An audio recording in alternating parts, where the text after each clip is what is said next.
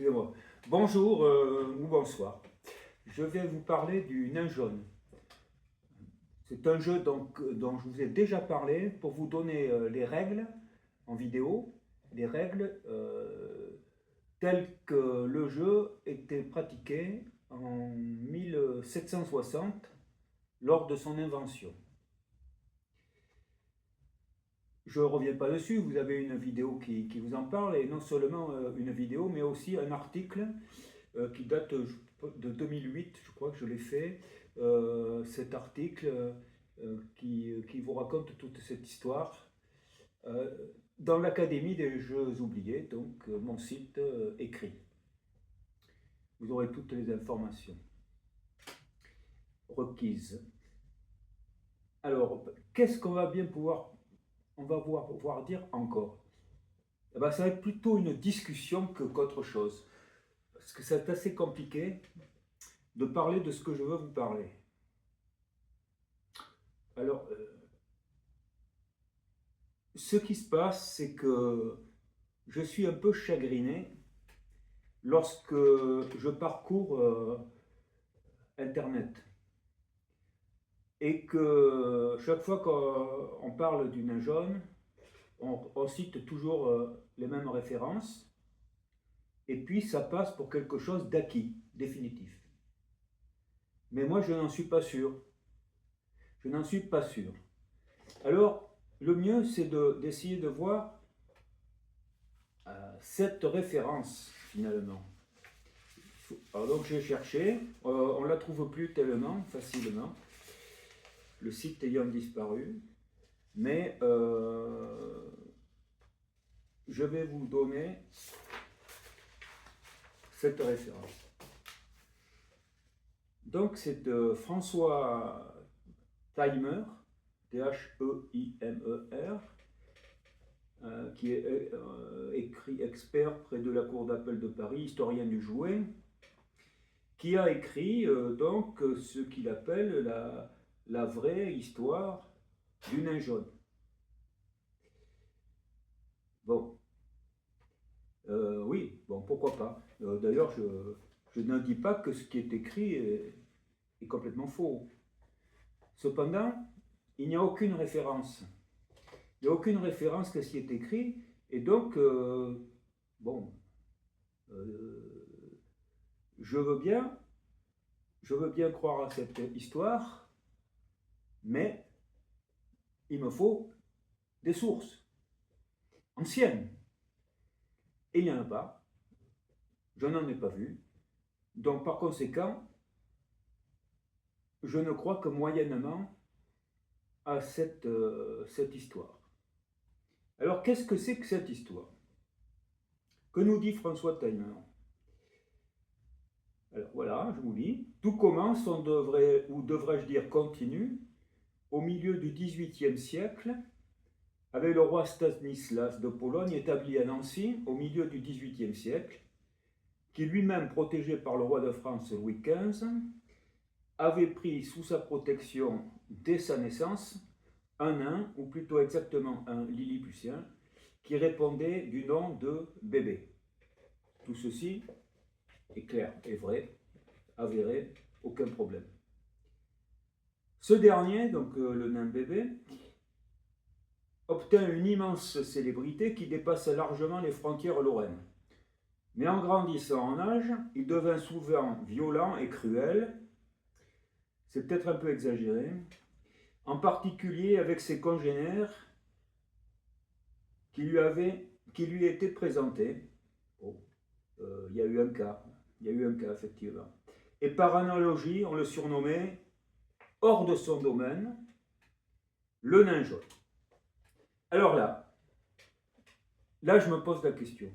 D'où sort cette affirmation que le nain bébé était appelé le nain jaune? Alors bien sûr, si on dit qu'il était violent et cruel, bon, on fait une relation entre le nain jaune, d'accord, c'est un conte de la fin du XVIIe siècle, où effectivement il existe un nain jaune qui est violent et cruel. Il est extrêmement jaloux, et là je peux vous dire d'ailleurs pourquoi la couleur jaune est attribuée à ce nain. Et tout simplement parce que le jaune, c'était la couleur de la jalousie, de la traîtrise, de la jalousie. Or, ce nain jaune du conte était effectivement extrêmement jaloux, jusqu'à tuer. Bon, ça, bien sûr, François Taimer en avait déjà parlé, du conte, et en voyant une ligne violent et cruelle, clac, on assimile, et le nain bébé devient le nain jaune. En 1760, la date de création, on va dire, d'invention du jeu du nain jaune, il faut savoir que Nicolas Ferry, c'est le nom du nain bébé, était dans un état de santé déplorable. À mon avis, très loin d'être violent et cruel. Bon, ceci dit, on le surnommait hors de son domaine le nain jaune. Je n'ai rien trouvé, pour ma part, qui corrobore cette affirmation. Donc pour moi, cette affirmation, elle n'est pas du tout sûre. Alors, on continue. Dans cette merveilleuse société frivole qui hantait les salons du XVIIIe siècle, il ne fallait qu'un bon prétexte pour lancer un nouveau jeu, et le pas fut vite franchi, en rapport avec la nouvelle merveille nancéenne. Le nain bébé était à Lunéville, nancéenne, dont le succès faisait déplacer les personnalités internationales. Ce divertissement, sorti d'abord en Lorraine vers 1760, ça c'est ce que je vous ai dit, comme il se doit, où le tableau du jeu représentait bébé. Ce jeu fut alors appelé le jeu du nain bébé ou jeu du nain. Bon, alors, là ça fait beaucoup de choses. Bon, d'abord on dit que les gens en dehors du château de Lunéville surnommaient Nicolas Ferry le nain jaune. Bon, ensuite, ça on n'en sait rien. Ensuite, il faut dire que c'est même pas sûr que le conte à ce moment-là était vraiment très répandu au niveau de la connaissance chez les gens. Enfin bon. Mais ensuite, là, on nous dit, du coup, comme c'est évident que comme il y avait le nain bébé était appelé le nain jaune, le jeu, il a été inventé dans la région de Nancy, c'est-à-dire à Lunéville. Bon, écoutez, rien ne le prouve, hein, on n'en sait rien. Alors, on affirme, ce jeu fut alors appelé le jeu du nain bébé. Hein, là, c'est bien, hein, là, c'est clair, c'est net. Ou le jeu du nain, carrément, voilà, c'est bon. C'est tout, hein, il n'y a même pas de nain jaune à ce moment-là, d'accord. Bon, très bien. Très très bien. Et alors, mais où est-ce qu'on a trouvé cette information? J'ai rien trouvé. J'ai trouvé quelque chose, moi, sur une histoire du nain bébé au 19e siècle. Bon, là, c'est pareil, je ne voulais pas donner de référence, mais s'il faut, je vous en donnerai. Et donc, où il est écrit que, à un moment donné, il est écrit que Nicolas Ferry, bon, pour s'occuper, bon, jouait au jeu de la comète. Alors, le jeu de la comète, c'est quoi le jeu de la comète? Eh bien, le jeu de la comète, en fait, le nain jaune est une forme du jeu de la comète. Voilà. Un petit peu plus poussé, mais c'est le jeu de la comète, où on va mettre des cartes les unes sur les autres, on empile, on empile, on empile. Voilà. Quand on ne peut plus, c'est le suivant, etc., etc. C'est ce que moi j'appelle les jeux de Hoc. Voilà. Et on disait qu'ils jouaient au jeu de la comète, on ne jouait pas au jeu du nain ou des choses comme ça. Alors de là passer du jeu de la comète au nain jaune, il y a un pas que moi je ne franchis pas. Très bien. qu'est-ce qu'on peut dire encore? Ce jeu fut appelé le jeu du nain bébé ou jeu du nain. Mais là, on n'a aucune preuve. Hein, aucune preuve. Bon. Alors, bien. Donc là, on a perdu le nain jaune dans l'histoire. Et puis, alors là, ça. Puis il s'exporta vers la capitale, où il fut représenté sous la forme d'un nain habillé en folie, oui, avec grelot, ou petit homme chauve en costume jaune avec son épée, qui ne le quittait jamais aux côtés, sans qu'une relation particulière soit faite avec bébé, et conserva définitivement le nom de jeu du nain jaune. C'est une histoire qu'on peut admettre facilement. Elle est logique, elle est fluide. Manque de chance, il n'y a rien. Il n'y a rien, il n'y a pas de référence, il n'y a rien qui le dit. Même, je dirais, les tableaux comme celui-ci du jeu du nain jaune, ben, on n'en connaît pas des masses. Hein. On n'en connaît pas des masses. En tout cas, entre 1760 et 1777, 78, on ne va pas trouver grand-chose. D'autant plus qu'en 1760, il est bien dit dans la règle qu'on ne parle pas de tableau, on parle de cartes. Si vous voulez faire au lieu d'un tableau, ben vous prenez un deuxième jeu avec un valet de trèfle, un 10 de carreau, un 10 de carreau, une dame de pique, un roi de cœur et un 7 de carreau. Vous les mettez sur la table et ça constitue le jeu du nain jaune. Voilà. On n'est pas obligé d'avoir un plateau, un tableau. C'est pas nécessaire. Et d'ailleurs, dans la règle, il n'y en a pas. Il n'y en a pas. En 1760. Donc le tableau, il est apparu après. Et moi, je vais vous dire, il est apparu de manière commerciale. On continue. Et ça devient encore plus intéressant parce que là, c'est juste. Alors, durant près d'une génération, le jeu fit fureur et l'on trouve de nombreuses traces de ce dernier dans la littérature européenne. Bon, ce serait bien d'en citer un petit peu quand même. Parce que moi, je n'ai rien trouvé. Alors, c'est en Europe, donc je n'ai pas pu voir dans tout ce qui passait dans toute l'Europe. Hein. Mais je n'ai rien trouvé. Donc, voilà. Ainsi, alors là, attention, c'est intéressant. Ainsi, l'on trouvait des jeux de nains jaunes chez des marchands de nouveautés, comme le rapporte le journal Mercure de France de novembre 1777 dans un article consacré à Grancher, marchand de nouveautés. Il est indiqué qu'il vend entre autres plateau de tôle peinte et vernie pour le jeu de nain jaune en novembre 77. Ah, et bien ça c'est juste. Ça je l'avais trouvé aussi. Voilà. 1777. 1777, je l'ai.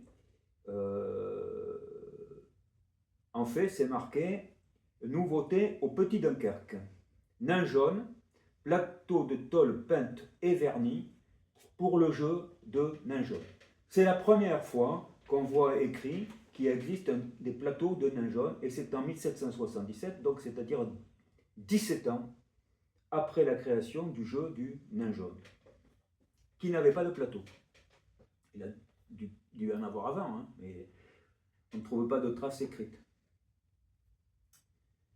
Ah, donc là, tout ça, c'est juste. Et on saute immédiatement à la Révolution. Mais arriva la Révolution française et les mœurs changèrent. Le dictionnaire fut modifié, les noms célèbres furent éradiqués, fut alors inventé durant la Révolution, vers 1793-1794, par un cartier, donc un fabricant de cartes parisien nommé Mandrou, le jeu de l'Indore, dont la consonance phonétique n'est pas sans rappeler son modèle. C'est ce que j'écrivais en 2008. Faisait un rapport entre l'Indore, nain d'or, nain jaune. Voilà. On est d'accord, ça c'est une probabilité. Ça a été déjà expliqué, ça a été déjà perçu dans les dictionnaires Larousse au XIXe siècle. Alors donc, vous voyez, dans le quartier Mandrou, va inventer le jeu de l'Indor. Ah, bien. On est en 93-94, 1700. D'accord? S'inspirant de la tendance du retour au style grec, qui a été alors très en vogue, mais surtout des nouvelles directives républicaines, on remplace le nain jaune, un bouffon trop proche de l'image au nid des rois, ça c'est une manière de voir les choses, hein, par un berger, vous entendez, alors là il faut bien écouter, par un berger, métier noble et proche du peuple, comme personnage central, en l'affublant du nom d'un personnage d'un comte de Marmontel, et le tour était joué. Une version découverte récemment, etc. Et après, ça continue comme ça. Ah, d'accord. Alors, je vais vous dire tout de suite, au niveau du berger. Donc, j'ai fait ici une reproduction de ce fameux berger. Le voilà, en grand. Mais je vais vous montrer si je peux. Donc ça, c'est ce qu'on trouve dans le dictionnaire de Lacombe, 1792. Vous voyez, donc déjà, ce n'est pas 93-94, c'est en 1792. Là, voilà le tableau de l'Indor. Il est là, ici, je pense que vous le voyez, ici. Donc, le l'Indor, tableau de jeu, 1792, très bien. Effectivement, là, on ne le voit pas, mais dedans, il y a écrit Mandrou, pas de problème. Mais c'est que 1792. Bon, très bien. Et qu'est-ce qu'on voit? Un berger. Alors, c'est vrai que les bras sont un peu musclés, hein. Sauf que quand vous grossissez un peu, parce que c'est intéressant d'aller voir le détail, et bien voilà ce que vous voyez. Et là, vous voyez quoi? Et bien vous voyez Vénus. C'est pas un berger, c'est Vénus. Vénus qui tient le 7 de carreau. Il n'y a rien de révolutionnaire là-dedans. Il n'y a rien de révolutionnaire. Dans le Lindor, il n'y a rien. Alors, sous cette représentation, parce que vous verrez, je vais vous parler d'autre chose, sous la représentation du Lindor, il n'y a rien de révolutionnaire. Rien. Vénus, habillée en bergère, vous connaissez quand même l'étoile du berger, hein, c'est Vénus l'étoile du berger. L'heure des amoureux, c'est le matin quand apparaît Vénus, hein, ou va disparaître Vénus. Voilà, c'est ça, le soir. Bon, eh ben, écoutez, et le 7 de carreau dans la main. Rien à voir avec la Révolution. Par contre, ça a à voir avec l'Indor. Et là, il faut s'intéresser à qui était ce Lindor. Qui était ce Lindor? Bon, il nous parle en l'affublant. C'est donc là, c'est un berger. François Taimer nous dit c'est un berger affublé d'un personnage d'un comte de Marmontel.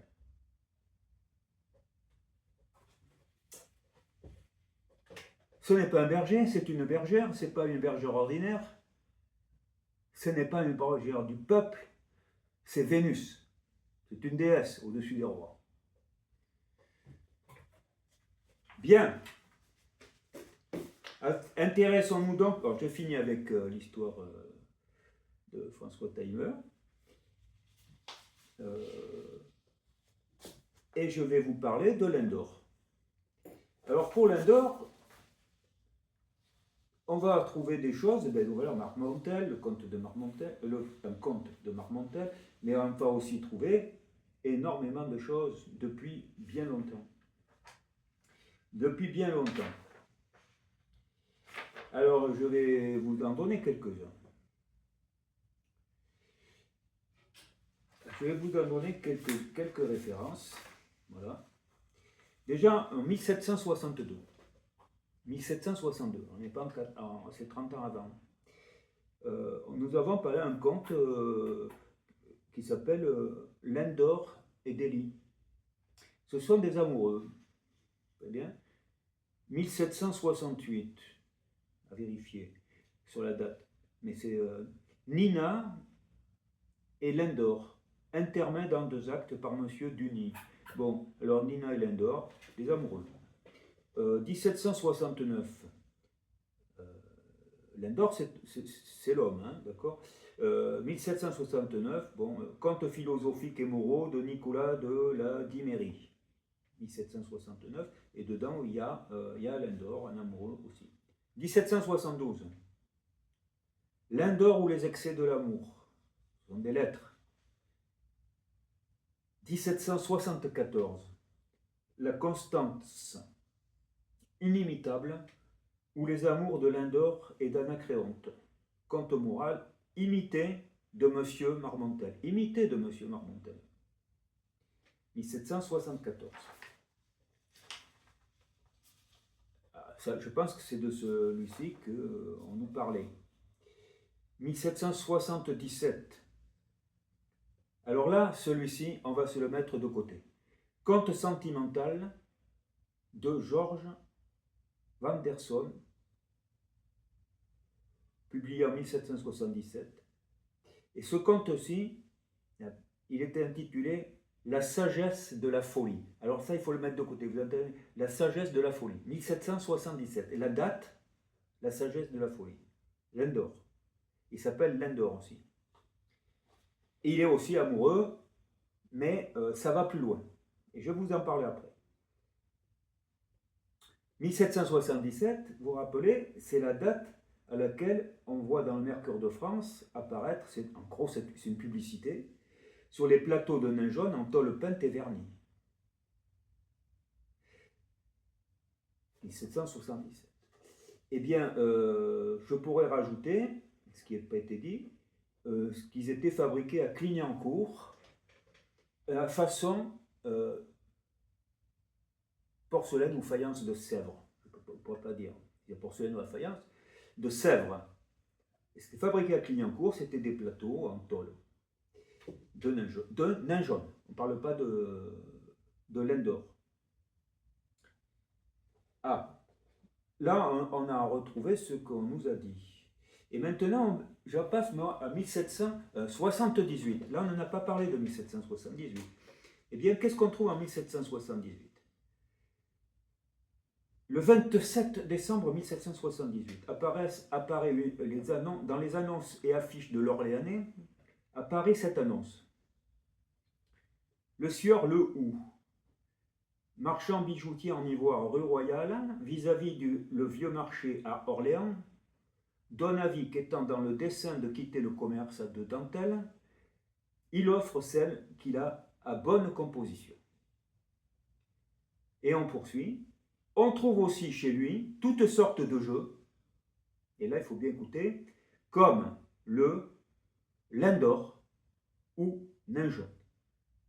Le 27 décembre 1778, on trouve des jeux de Lindor ou nain jaune. C'est-à-dire que le jeu du Lindor ne date pas de la Révolution, c'est en 1778. Voilà. 1778. Si c'est pas passé la même révolution, c'est plutôt la révolution du côté des Anglo-Américains, des Américains qui se séparaient des Anglais. Après, il y a l'histoire, donc. L'histoire de Lafayette, voilà, de Benjamin Franklin, on y reviendra d'ailleurs. Donc, 1778, le Lindor, voilà. Il faut retenir cette date. 1778, C'est la première fois qu'apparaît, nous apparaît pour l'instant, tant que quelqu'un d'autre n'a pas trouvé quelque chose, d'antérieur, apparaît le lin d'or ou nain jaune. Alors que c'est en 1777, en novembre 77, c'est-à-dire juste un an avant, ce sont des plateaux de nain jaune à Clignancourt. Et là, on est à Orléans un an après, et on parle de lin d'or ou nain jaune. C'est le même jeu. Ah ah, c'est intéressant. Alors voilà.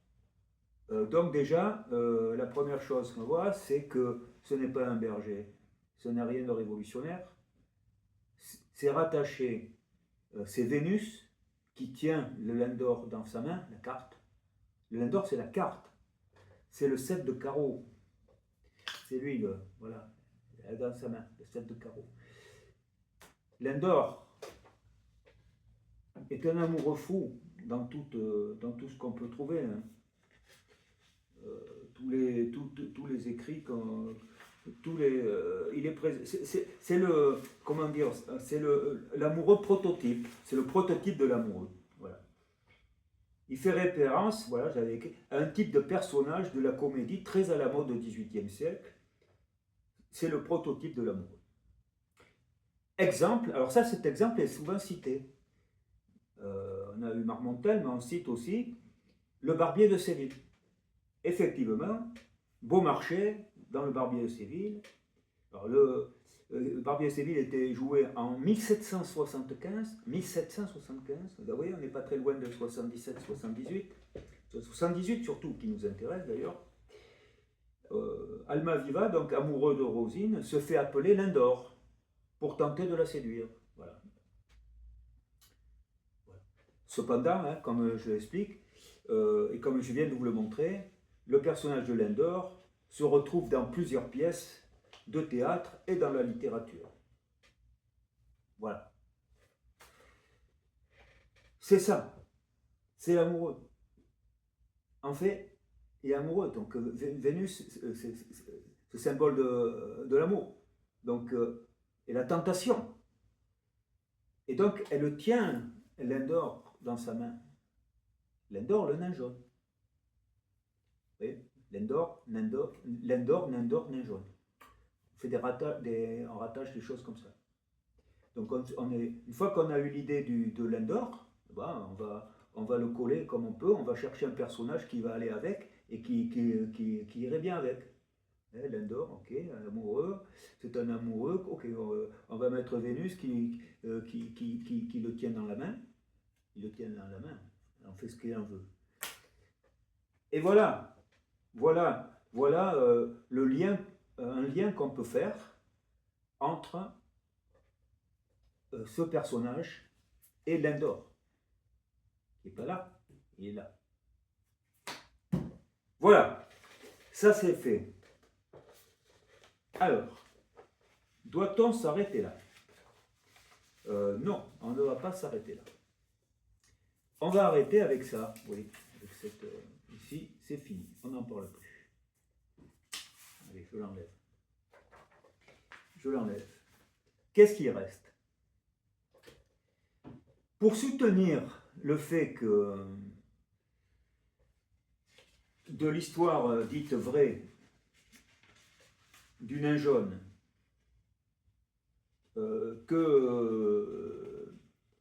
qu'il a pris naissance à Lunéville, un ancien nous dit, François Timer, c'est bien, il nous dit ça.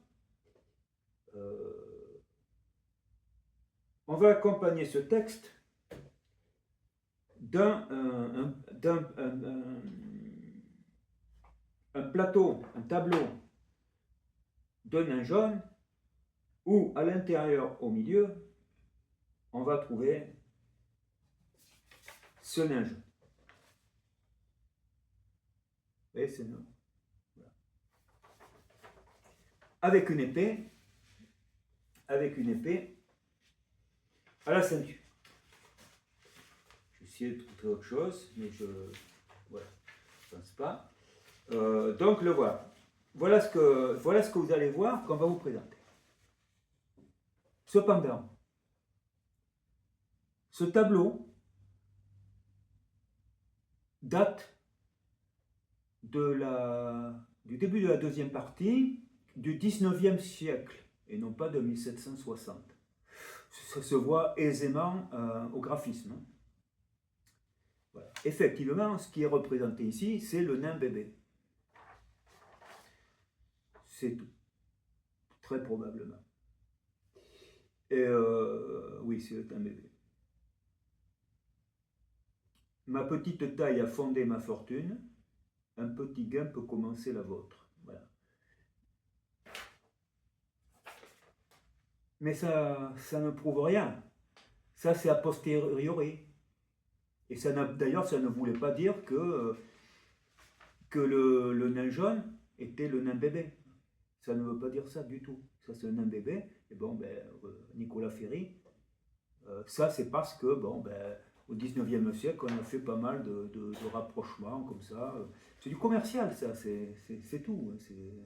Peut-être l'histoire du nain bébé était à la mode, bon, on l'a mis. Mais ça n'a rien à voir, c'est anachronique. Ça, on abandonne. Ce n'est pas une preuve. Allez, terminé. Alors, qu'est-ce qui va nous rester? On nous a parlé de la folie aussi.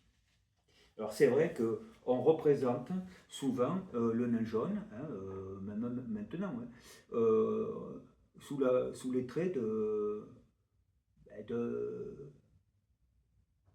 la démence. C'est-à-dire avec un chapeau à grelots, une espèce de bâton sceptre, comme les fous du roi. Et, on voit la folie. Elle est là, vous la voyez, elle est là. Alors c'est quoi ça? Ça c'est ça. Si j'arrive à trouver. Ça c'est ça. C'est ce plateau-ci qui sert de référence. Lorsqu'on a grandi, on voit ça. 7 de carreau. Ça, c'est le jeu de l'Indor. Le jeu de l'Indor. Très bien. Tableau du jeu de l'Indor ou nain jaune. Et là, c'est bien marqué. Fin du XVIIIe siècle, collection Henri d'Allemagne. Vous voyez le fameux collectionneur, historien des jeux de cartes. C'est marqué fin du XVIIIe siècle, hein. Comme le fameux l'Indor qu'on a vu, mais avec Vénus. Et là, c'est une folie. C'est un fou. Que l'on voit ici. On voit tout, hein. Il a tous les accessoires qui vont avec. Alors, qu'est-ce qu'on va dire là-dessus? Allons-y. Eh bien, je vais continuer mes dates, avec les dates, pour en arriver. On en était arrivé à 1778. En 1780, paraît une histoire du nain bébé dans l'encyclopédie. Bon. En 1760, comme je l'ai dit, bébé avait, je ne peut-être pas dit, bébé avait 20 ans. Et il était déjà il allait mourir 4 ans plus tard. Il était dans un état désastreux de santé. Peu enclin à faire des crises. S'il en a fait, c'est avant. Bien. 1788. Alors là, cette date est très importante. 1788. 1788, c'est un an avant la Révolution. Alors, Huvier des Fontenelles fait paraître un livre qui s'appelle Les soirées amusantes. Les soirées amusantes, tout simplement. Ces soirées amusantes seront reprises dans le dictionnaire des jeux de Lacombe qui paraîtront en 1792. 1792, où il y a cette fameuse Lindor-Vénus. Et la règle du Lindor, comme je vous l'avais dit en 2008 sur mon site. La règle que l'on applique aujourd'hui, qui est beaucoup plus simple. Les soirées amusantes. Et qu'est-ce que nous dit Huvier des Fontenelles en faisant parler des joueurs voilà, qui sont dans une soirée amusante et qui se distraient. Ils se distraient à tout un tas de jeux. C'est très intéressant. Et il parle du nain jaune. Il parle du nain jaune, il dit oui, il y a le nain jaune, c'est très bien, etc. C'est un jeu intéressant, voilà. Mais bon, il y en a un dans la maison, mais on ne sait pas trop où il est. Un peu plus tard, un des joueurs arrive, il dit je crois qu'il y en a un ici. Voilà, je crois qu'il y en a un ici. J'ai fureté dans tous les coins et j'en ai trouvé un vieux. J'en ai trouvé un vieux. Là, c'est 1788. Il en a trouvé un vieux. C'est peut-être 1778, hein, puisqu'on a vu en 1778, on vendait des jeux de Lindor ou nain jaune. 1777, où on vendait des jeux de nain jaune. Lequel? Et il rajoute, d'ailleurs, si on ne le retrouvait pas, le plateau, il est bien aisé d'en faire un. Vous expliquez, vous prenez 5 cartes et vous faites d'un autre jeu et vous en faites un. Pas de souci. Il explique comment est constitué. Donc, il va en trouver un. Mais comme il a trouvé un vieux, on va le poser sur la table et donc on nous en fait la description. Et la description, elle est comme ça. Et marqué. Alors, il explique quoi qu'il y a le valet de trèfle, tout ça. Bon, voilà, je ne reviens pas sur les 4 cartes qui sont autour. Et dans le milieu, la folie. La folie. La folie représentant Lindor. Représentant Lindor, tenant dans sa main le 7 de carreau. Voilà. Il est ici.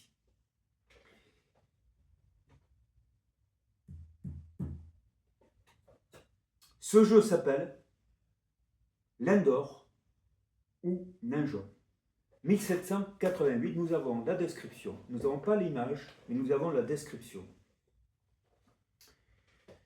Ah, nous voici donc avec un Lindor qui n'a plus Vénus, mais qui est un fou. Ça c'est intéressant. C'est intéressant ça. Et dans le milieu, la folie, représentant Lindor tenant dans sa main le 7 de carreau. Bien, et ben voilà. Voilà où nous en sommes. Voilà où nous en sommes. Alors pourquoi à ce moment-là, le Lindor est représenté par une folie? Pourquoi? Alors ça, c'est difficile à y répondre. Alors on peut dire que oui, parce que le nain jaune, ça représentait en quelque sorte la folie, et donc on a conservé... Mais c'est pas un nain, c'est pas le nain ici. On a représenté un nain jaune, c'est pas un nain. Bon. Donc, a priori, ça a pas l'air d'être un nain. Et bon, alors et pourquoi Lindor ouais, ok. Alors bon, on cherche. On cherche et c'est là qu'on revient à 1777. En 1777, conte sentimental, la sagesse de la folie. Et si on s'intéresse à ce conte, cette histoire, eh bien on va trouver les choses comme ça. Donc je vais simplement vous lire ce que j'ai écrit sur la folie. Je dis qu'on peut envisager que le tableau de Lindor décrit en 1788 dans les soirées amusantes de Pierre Huvier des Fontenelles, oui, il pourrait très bien s'agir, j'ai dit, de celui possédant une représentation de la folie en son centre et tenant un 7 de carreau à la main, c'est-à-dire celui-ci. Celui-ci, dont on nous dit qu'il date de, moi j'ai lu, 1808. Bon. Alors je dis, mais pourquoi représenter la folie? Alors qu'en fait, on voit bien que Lindor est associé à l'amour. Peut-être, j'ai dit, devons-nous regarder dans un conte sentimental de George Anderson de 1777, La sagesse de la folie, où ici, alors, Lindor existe. Donc Lindor, qui est une espèce de, alors je cite, hein, une espèce de même nom moderne qui étudie avec peu de livres et peu d'argent. Il recherchait ce qu'il était, d'où il provenait, et quelle était cette attraction qui le portait à chercher la félicité, la misère, ou les approches de cette disgrâce que nous entraîne naturellement à la philosophie. Bon, ça c'est ce qu'était Lindor. Alors son histoire, c'est qu'après divers déconvenus, dont en amour, parce qu'au départ, ses premières déconvenues, c'est l'amour, il finit par trouver sa réponse, après avoir longuement écouté le récit d'un pensionnaire d'un asile psychiatrique, y trouvant une forme de sagesse. On parle aujourd'hui d'un lâcher-prise. Effectivement, il a beaucoup cherché sa voie par tous les moyens, et un jour, il s'est retrouvé devant un asile psychiatrique où un des fous est sorti et lui a raconté des histoires incroyables, comme si c'était une personne qui avait traversé les siècles, qui suivait quoi, depuis très très longtemps, millénaire même. Et quand en arabe, ce fou donc, a été appelé par le personnel psychiatrique pour le faire revenir. Quand on l'a appelé, il a dit « Je suis désolé », il dit à Lindor « Je suis désolé, mais je dois vous laisser, en gros j'ai une réunion. » Voilà. Je simplifie. Et Lindor est resté comme ça, et ça a été le déclic pour lui. La folie a été le déclic. Voilà. Donc Lindor s'est laissé aller, et n'a plus du tout cherché quoi que ce soit, à chercher quoi que ce soit. Il s'est laissé aller, et il est rentré dans la félicité totale. Alors c'est le seul Lindor qui a un lien avec la folie. C'est le seul. Ça date donc de 1777. Peut-être que ça a été bien connu à cette époque-là, je ne sais pas. En tout cas, peut-être que celui qui a inventé Lindor, le jeu de Lindor, s'est appuyé là-dessus. Voilà. Ça, la première. Donc ça, c'est 1778 hein, que le jeu a été fait. Alors, est-ce que c'était celui-ci ou est-ce que celui-ci est postérieur? On n'en sait rien. D'accord. Voilà. Et quant à... Ben, je ne vais pas revenir sur Vénus. Hein. Donc vous avez deux types de Lindor. Le Vénus, donc la Vénus, qui tient Lindor dans sa main. Alors ça, c'est vraiment l'amoureux, la tentation de l'amour, etc. Et puis le Lindor avec la folie. Et la folie, en fait, tient bien Lindor dans sa main aussi, hein, puisqu'elle a réussi à transformer Lindor pour le ramener dans la félicité la plus totale. Il courait après ceci en faisant des recherches de toutes sortes, et c'est vraiment dans la folie qu'il a trouvé la sagesse. La sagesse, voilà. Bon, voilà, moi je pose tout ça, je ne dis pas que c'est la vérité, hein, voilà, mais je vous dis ça. Voilà. Et voilà ce que j'avais à vous dire sur le jeu du nain jaune, sur une discussion sur le jeu du nain jaune. Voilà. Je pourrais ajouter des choses, mais je le ferai dans une autre vidéo. Ça sera pourquoi le 7 de carreau. Et pourquoi? Parce que si ce n'est pas en lien avec le nain bébé. Bon, il y aura un lien, c'est certain, avec le nain jaune du conte de la fin du XVIIe siècle, pas de souci. Mais pourquoi ça je ne peux pas, pour l'instant, trop m'étendre là-dessus, mais je vous donnerai mon avis sur la présence d'un fou au centre du tableau. Sa fonction, pourquoi un 7 de carreau, et pourquoi finalement on n'a pas besoin de passer par le nain bébé pour en arriver là. C'est pas nécessaire. J'ai terminé.